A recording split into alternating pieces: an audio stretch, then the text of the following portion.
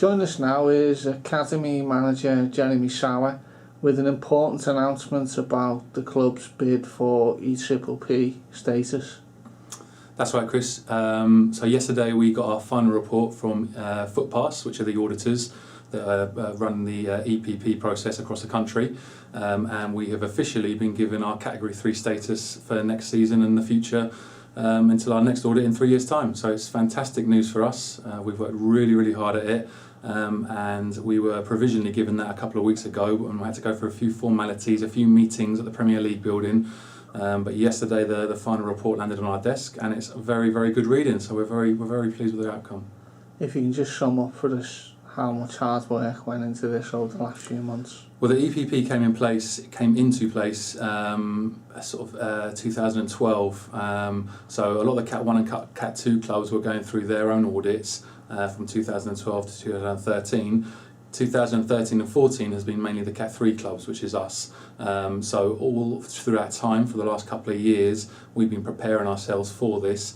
But it hasn't really been until the last year, 18 months, that we've really had to dig in and make sure that we're ready for it. The processes, the protocols and everything that's in place that we need to meet the minimum requirements are extremely high for a club our size.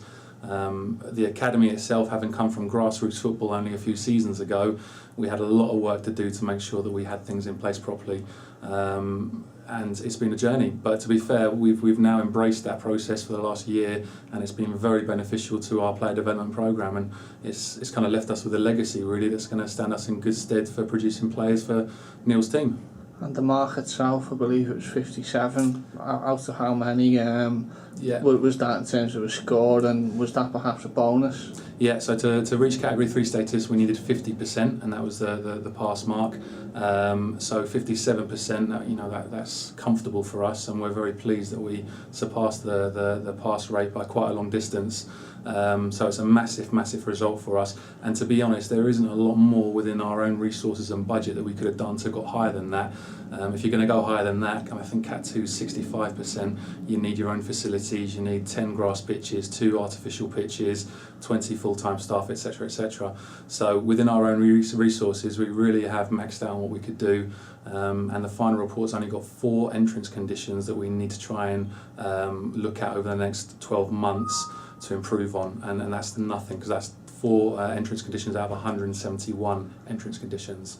So it's a glowing report, and when we had our meeting with the Premier League guys and the auditors a couple of weeks back, me and Nigel Higgs, they were very complimentary, and I think they even used the words that we were a very good Cat 3 club, so we're delighted. And putting the paperwork aside, you'd be happy to concentrate on the day-to-day stuff. You're very much on the cutting edge of trying to bring the academy forward. What will it mean on a day-to-day basis? Yeah, certainly. I mean, we've had to juggle for the last 12 months, 18 months, the EPP process and getting ready for that, the application, all the documentation, along with obviously the day job of developing our players and running a programme. So now this is out of our way, and we can just consolidate some of the things that we've been doing with the EPP for the last 12 months. We can really focus on the day job, which is coaching players, and we've got very good and competitive teams all through our age groups, under 9s up to under 21s. And we now see it as an opportunity to really build on that and put some detail in place and start recruiting a few extra players in a few of the squads and really producing some players for Neil's team. That's what we want to try and achieve now.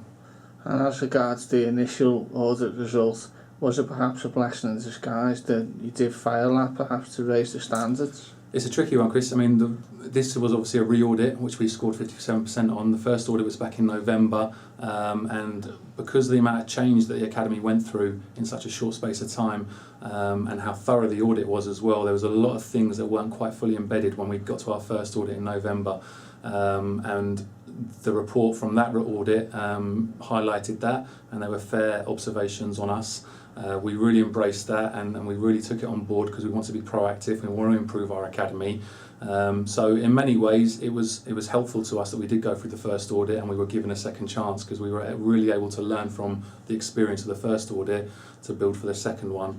And certainly by the time the second one came round, we were all feeling very comfortable within our own skins. The processes were embedded, and everyone felt very confident about going into it.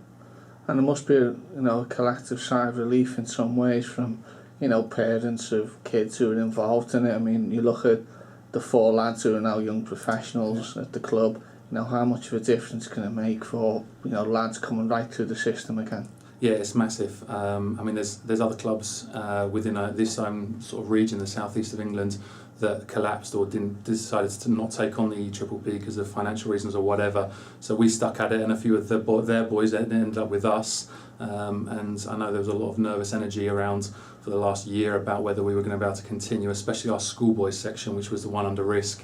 That's under 9s to under 16s. So everyone's feeling very, very positive about it. And like I said earlier, the things that are in place now, we simply just have a better programme. We were already doing some really good things, but now it's more formalised, and it's more of it's almost like Ofsted. You know, there's proper curriculums in place, there's proper programmes, and there's proper pathways through. So yeah, like I said, it's a legacy, and we've embraced it, and it's only going to help us achieve what we want to achieve. That's great to hear. And for anyone following the Academy Twitter feed this morning, they were seeing homegrown Hayden. Yeah. How is he taking the news? Homegrown Hayden, yeah, he's down here. He's chilling out in his little recycle bin. This is his normal home. Hopefully you guys have seen him on Twitter a little bit, and he's our mascot, and we're trying to make sure that the Academy gets enough publicity as possible. It's one of the departments in their club that sometimes isn't always visible, and we're really keen to try and promote what we do. The whole process was massive, and it was a big team effort. The Football League were massive in their support, especially John Clayton. Within the club, Nigel Higgs and Mark Robinson, obviously, we've worked really closely together to achieve this. Some names that people might not know so well: Michael Hamilton, who looks after the 13s to 16s, Rob Tuvey with the 9s to 12s, Jenna Richards, who looks after the medical and sports science department, and she's worked really hard at this. Carl Sharman, who does our recruitment, has been fantastic. And lastly, David Walsh, who's done our education.